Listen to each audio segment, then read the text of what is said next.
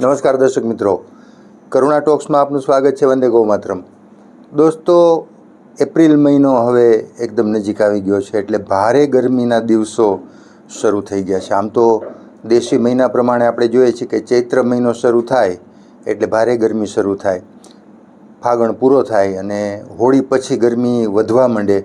અને હવે તો રામનવમી પણ જતી રહી છે, એટલે એકદમ જેને કહેવાય જોરથી ગરમી પડવાના દિવસો છે.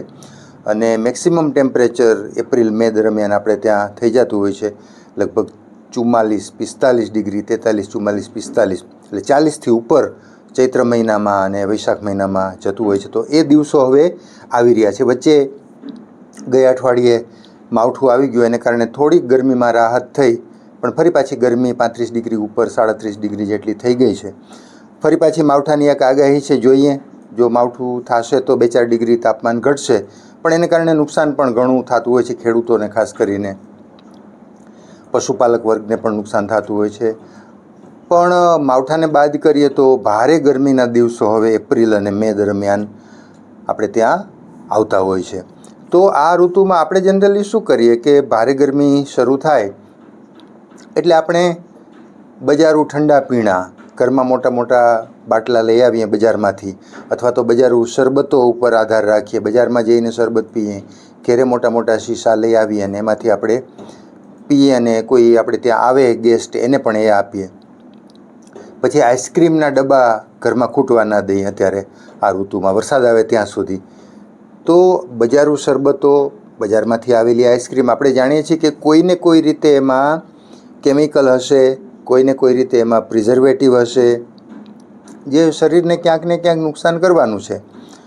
તો જરૂરી નથી કે બધામાં એવું હોય. આપણે ઓર્ગેનિક શરબતો તમે કોઈ વેચતું હોય શુદ્ધ ખાતરીબંધ, તો એ લઈ આવી શકાય, એમાં વાંધો પણ નથી. એ બજારમાંથી લઈ આવીએ તો પણ એ ઓર્ગેનિક હોય તો સારી વસ્તુ છે. પણ દરેક વસ્તુ ઓર્ગેનિક નહીં હોય. બીજું, આપણે પણ બહુ એવો આગ્રહ નથી રાખતા કે દરેક વસ્તુ ઓર્ગેનિક હોય. વાસ્તવમાં ઓર્ગેનિકનો આગ્રહ રાખીએ તો સારી જ વાત છે. પણ કેમિકલવાળા પીણા, કેમિકલવાળા અથવા તો જે ડુપ્લિકેટ પ્રકારના અંદર મસાલાઓ અથવા તો ડુપ્લિકેટ પ્રકારનું કન્ટેન્ટ નાખીને બનતા શરબતો અથવા તો આઈસ્ક્રીમો, કલરવાળા, ખોટી ખાંડ એટલે કે સેક્રીન વગેરે નાખીને, અથવા તો ખાંડે નુકસાન કરતા છે. તો આવું બધું બજારું ઠંડા પીણા અથવા તો આઈસ્ક્રીમ એ નુકસાન કરે છે. તો એની સામે શું કરી શકાય? તો જે દેશી પરંપરાગત વૈદો હોય છે, આપણા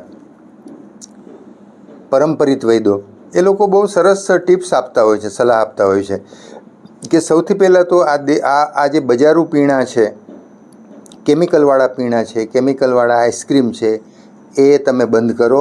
એને બદલે ઘેરે આ પ્રકારના તાજા પીણા રોજ કેમ ના બનાવી શકાય? દાખલા તરીકે વરિયાળીનું શરબત આપણી મૂળ પરંપરા છે.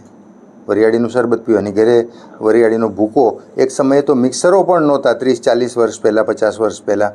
તો આપણા બહેનો છે તો એ વરિયાળીને ખાંડણી દસ્તામાં વરિયાળીને ખાંડી, ઝીણો ભૂકો કરી, એમાં સાકરનો ભૂકો નાખી અને એ રીતે ઠંડુ પાણી, એમાં પાછું માટલાનું પાણી, બરફ, ફ્રીજ તો હતા નહીં, તો બરફે નહોતા, અથવા તો બરફ બજારમાંથી લઈ આવતા, પણ બરફે નુકસાન કરતા છે. તો બને ત્યાં સુધી માટલાનું ઠંડુ પાણી, કુદરતી ઠંડકવાળું પાણી એમાં મિશ્ર કરીને વરિયાળીનું શરબત તમે બનાવી શકો. એ જ રીતે તમે લીંબુ શરબત બનાવી શકો. આપણે બહુ સીધું 1 જ મિનિટમાં તૈયાર થઈ જાય. લીંબુ નીચોવી અને એમાં શક્ય હોય તો સાકરનો ભૂકો નાખીને, એમાં મરી વગેરે જે કંઈ સંચળ, આપણને જે આપણી ટેસ્ટની આપણી ચોઈસ હોય, આપણને ફાવતું હોય, ભાવતું હોય, તો એવા એમાં મસાલા ઉમેરી, ઘરઘરાવ આપણા તીખાનો ભૂકો એટલે મરીનો ભૂકો છે, સંચળ છે, થોડુંક મીઠું છે આવતું જાતું, તો એ રીતે લીંબુ શરબત કરી શકાય. એ રીતે વરિયાળીનું શરબત કરી શકાય.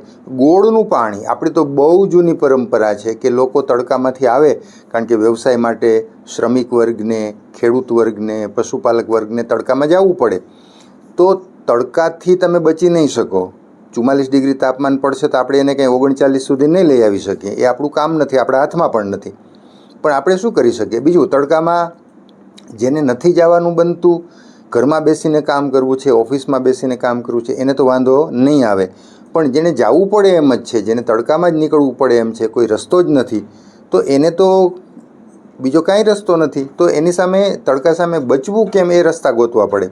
તો આ વરિયાળીનું શરબત કીધું, એ રીતે લીંબુ શરબત કીધું. ગોળનું પાણી, ઠંડુ માટલાનું પાણી લઈ એમાં ગોળ ઓગાળી અને એમાં સ્વાદ પ્રમાણે જે કાંઈ થોડુંક લીંબુ નીચોવી શકાય, એમાં સ્વાદ પ્રમાણે થોડાક મરીનો ભૂકો નાખી શકાય, સંચળ નાખી શકાય, એવું આપણી અનુકૂળતા અને ભાવે ને ફાવે એ પ્રમાણે એ ઉમેરીને ગોળનું પાણી પણ ઉત્તમ છે ઉનાળામાં, ગરમી સામે, તડકા સામે, લૂ સામે. પછી કાચી કેરીનું શરબત ઘણા લોકો ઘરે બનાવે છે, સરસ મજાનું. અત્યારે કાચી કેરીની ઋતુ છે, સરસ મજાની ખાખટી બજારમાં આવે છે, એકદમ તુરી સેજ ખટાશવાળી. જો તમને ફાવતું હોય તો કાચી કેરીનું શરબત પણ બનાવી શકાય. અત્યારે તો એ ખૂબ એનો સમય છે, એ કરી શકાય. ઠંડી છાશ, ઠંડી એટલે હું ઠંડી બોલું છું એટલે બરફવાળી નહીં, ફ્રીજમાં રાખેલી નહીં, ગોળાનું માટલાનું ઠંડુ પાણી નાખેલું છાશ. દહીં છે એને એમાં તમે ઝેરો કેમાં, તો કે માટલાના પાણીમાં, અને એની છાશ બનાવો, તો એ રીતે ઠંડી છાશ. તો આ પ્રકારના શરબતો. શેરડીનો રસ બજારમાં સરસ અત્યારે શરૂ થઈ જ ગયો છે ઓલરેડી. શિવરાત્રિથી આપણે ત્યાં ચીચોડા ધમધમવા માંડે છે. બહુ સરસ મજાનો શેરડીનો રસ આવે છે, 10-15 રૂપિયાનો મોટો ગ્લાસ આવે. એમાં વેરાયટી હોય, એમાં લીંબુવાળો હોય છે, આદુ નાખે છે, કેટલાક લોકો પાઇનેપલ નાખે છે, જેને ફાવતો હોય ને ભાવતો હોય એને માટે એ છે. એમાં બીજી કોઈ ભેળસેળ કરવાનો કોઈ શક્યતા નથી. તો આપણી નજર સામે શેરડીને પીલી અને આપણી નજર સામે એ લોકો રસ બનાવે છે, એમાં આદુ નાખે છે, લીંબુ નાખે, આપણે જોઈએ એમ બનાવે છે. એટલે એમાં કોઈ ભેળસેળની કે એમાં કોઈ એવી સંભાવના નથી. હા, મસાલા તમને ફાવતો ન હોય તો ન નખાવો, અને એમને એમ શરબત તમને અનાનસવાળો જે ફાવતો હોય, પાઇનેપલવાળો, તો એવો પણ બજારમાં આપણી નજર સામે બનાવી દે છે. તો શેરડીનો રસ છે એને ધરતીને અમૃત આપણે કહીએ છીએ, ધરતીનું અમૃત. તો એ અત્યારે આપણે પીએ તો એ પણ બહુ સારો છે. 12થી 4, 4:30નો ગાળો એવો હોય છે કે ભારે તાપ, આમ તો 11 વાગ્યાથી શરૂ થઈ જાય, 11થી 4, 4:30 વાગ્યા સુધીમાં આ પ્રકારના પીણા નિયમિત રીતે પીવાનું રાખીએ તો તડકા સામે, લૂ સામે, ગરમી સામે ચોક્કસપણે રક્ષણ મળે છે.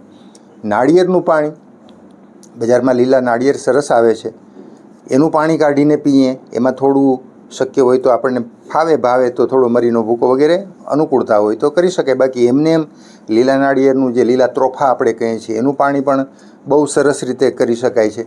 તો આ બધા પીણા ઘેરે બનાવીને આપણી નજર સામે, અથવા તો શેરડીનો રસ છે તો એ આપણી નજર સામે જ બને છે, તો એમાં ઘરનો આગ્રહ રાખવાની કંઈ જરૂર નથી. ઘરે આપણાથી કદાચ સંભવ પણ નથી, કારણ કે બધાની ઘરે ચીચોડો કે મશીન હોય એવું જરૂરી નથી. તો આ બધું કરી શકાય છે. એ ઉપરાંત અત્યારે દેશી પરંપરાગત જે વૈદો છે આપણા, એ એમ કહે છે કે જે ફળો આવે છે એ ઘણા બધા કેમિકલવાળા હોય છે. અત્યારે દાખલા તરીકે લીલી દ્રાક્ષ આવે છે, કાળી દ્રાક્ષ આવે છે, પછી એ રીતે સફરજન આવે છે, કેળા પણ આવે છે, નારંગી મોસંબી પણ અત્યારે આવે છે. આ બધા ફળો અત્યારે આવે છે. હમણાં જાંબુડા આવવાનું શરૂ થઈ જશે એકાદ મહિનામાં, કાળા જાંબુડા, રાવણા જેને આપણે કહીએ છીએ. અત્યારે ચૈત્ર મહિનો છે એટલે રાયણ, બહુ સરસ મજાની એકદમ મીઠી, હોઠ ઉપર ચોટે એવી રાયણ, કરમદા આવશે. પણ આ બધા ફળો અત્યારે સિઝનના ફળો છે. પણ ખાસ ધ્યાન એ રાખવાનું છે, દેશી વૈદ્યોની આપણને સલાહ છે. તરબૂચ સરસ આવે છે, હા, એ તો હું ભૂલી જાઉં છું. તરબૂચ, કેટલા સરસ મજાના તરબૂચ અત્યારે આવે છે. પણ ક્યાંક ને ક્યાંક એમાં કેમિકલ ન હોય એટલું ધ્યાન રાખવાનું છે.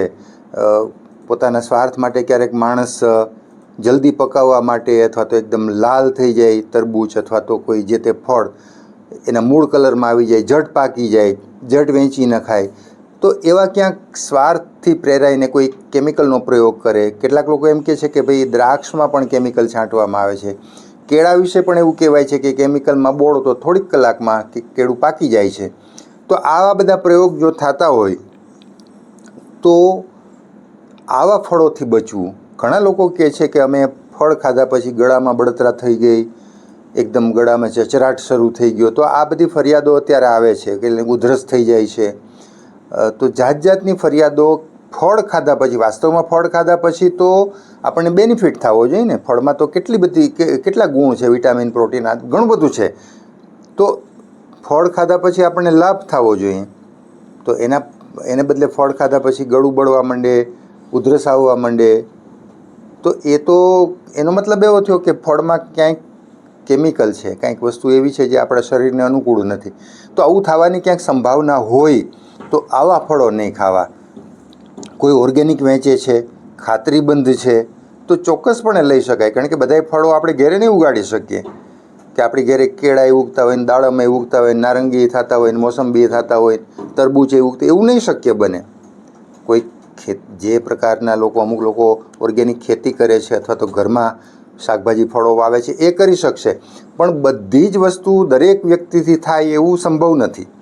તો આપણે બજાર ઉપર આધાર રાખવો પડશે. પણ આવા સંજોગોમાં ખાતરીબંધ વસ્તુ, ઘણા લોકો સરસ ઓર્ગેનિક વેચે છે, બધા જ કંઈ કેમિકલમાં બોળે છે એવું નથી હોતું. તો એને આઈડેન્ટિફાઈ કરી જુદા પાડી દઈએ કે ભાઈ આ ઓર્ગેનિક વેચે છે, ઓર્ગેનિક છે, ખાતરીબંધ છે, તો ભલે 10 રૂપિયા મોંઘું પડતું હોય તો લઈ લઈએ, પણ આપણા શરીર માટે સારું છે, શરીર નહીં બગડે. તો કેમિકલ વગરના ફળો ખાઈએ, ઋતુ પ્રમાણેના અત્યારે જે આવે બધા ફળો નિયમિત રીતે ખાવા જોઈએ. નિયમિત રીતે આવા ઘરે બનાવેલા શરબતો, નિયમિત રીતે એનો ઉપયોગ કરીએ. શેરડીનો રસ બજારમાં સારો મળે છે તો એનો પણ ઉપયોગ કરીએ. તો આ બધી વસ્તુ જો કરશું તો મને લાગે છે કે જૂન જુલાઈ સુધીમાં આપણને બહુ તડકાનો, બહુ ગરમીનો પ્રકોપ તો રહેવાનો છે, પણ આપણને બહુ અસર નહીં થાય અથવા નહીં લાગે. કારણ કે આ બધું જ ગરમી સામે, લૂ સામે, તડકા સામેનું રક્ષણ છે. અને કોઈને ગળામાં બળતરા અને એવું બધું થતું હોય, દેશી વૈદ્યો આપણને સલાહ પણ આપે છે કે કોઈ ફળ ખાધા પછી અથવા બીજા કોઈ કારણસર, માનો કે અત્યારે ચેપ લાગ્યો, કોઈક શરદીવાળી વ્યક્તિ પાસે આપણે 2-4 કલાક બેઠા, એનો ચેપ લાગી ગયો, તો આવું જ્યારે થાય, ગળામાં બળતરા થાય કે થોડું આ પ્રકારનું ચચરાટ થાય, તો મીઠાના પાણીના કોગળા 2-3 વાર કરીએ, 1-2 વાર ફટકડીના પાણીના કોગળા કરીએ, અને પછી સાદા પાણીથી કરીએ, થોડાક ગરમ હુંફાળા પાણીથી કોગળા કરીએ, થોડું આદુ વગેરેનો ઉપયોગ રાખીએ. આમ તો અત્યારે ગરમીની ઋતુ છે એટલે આદુ અથવા તો એ પ્રકારનો બહુ જેને ન ફાવતું એને પ્રયોગ નહીં કરવો જોઈએ, પણ જેને અનુકૂળતા છે, જેને ફાવે છે, એને થોડોક, જેને આપણે કહીએ ને દવા જેટલો ઉપયોગ, તો એવું કંઈક કરી શકાય. મીઠાના પાણીના કોગળા, ફટકડીના પાણીના કોગળા, હુંફાળા સાદા પાણીના કોગળા, આ બધું કરી અને ગળાનો ચચરાટ અથવા તો જે ગળાની તકલીફ છે એ દૂર કરી શકાય છે. પણ કેમિકલવાળા ફળોથી બચીએ, કેમિકલવાળા બજારું પીણાથી બચીએ. બસ શક્ય હોય ત્યાં સુધી પીણા વગેરે ઘેરે બનાવીએ. શક્ય હોય ત્યાં સુધી શુદ્ધ વસ્તુ, શુદ્ધ ફળો, ઓર્ગેનિક ફળો, શેરડીનો રસ આપણી નજર સામે બને છે એટલે એવી વસ્તુનો ઉપયોગ કરવાનો વધુ આગ્રહ રાખીએ. બસ આજે આટલી વાત કરવી હતી ગરમી સામે રક્ષણ મેળવવા માટે પીણા અને ફળોની. ફરી પાછા કોઈ નવી વાત સાથે, નવા વિષય સાથે મુલાકાત કરશું. ત્યાં સુધી રજા આપશો. નમસ્કાર.